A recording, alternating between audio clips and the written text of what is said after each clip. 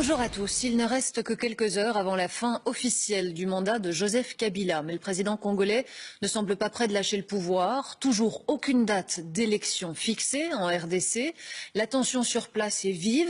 En témoigne l'expulsion de 2 journalistes belges hier et l'appel du ministre des Affaires étrangères Didier Reynders qui invite ses concitoyens à quitter le Congo si leur présence n'est pas indispensable. Laurence Brex.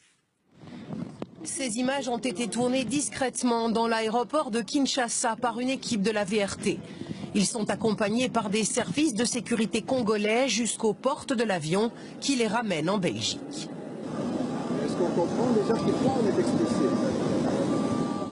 Pour toute explication, leurs visas ont été annulés et ils ont reçu un procès-verbal de renvoi qui les déclare indésirables sur le sol congolais.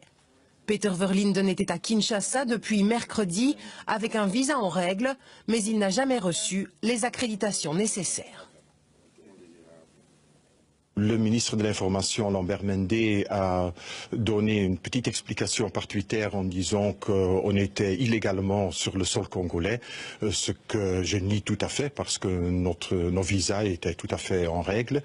Mais ce qui est derrière, quant à moi, c'est le fait que ce qui va se passer les prochains jours et le lundi, que le régime congolais et le ministre de l'Information ne veut pas qu'il y ait trop de gens à regarder, à donner rapport de ce qui se passe sur place.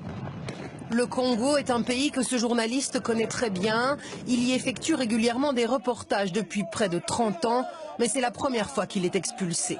En cause, les tensions toujours plus grandes qui secouent le pays à l'approche de la date du 19 décembre, jour où Joseph Kabila, arrivé en fin de mandat présidentiel, devrait passer la main du pouvoir.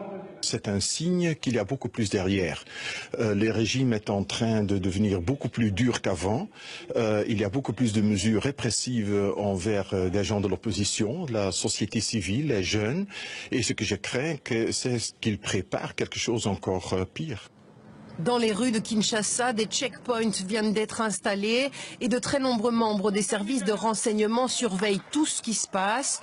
La situation pourrait rapidement dégénérer, ce qui a poussé les affaires étrangères à conseiller aux Belges qui le pouvaient de quitter le Congo.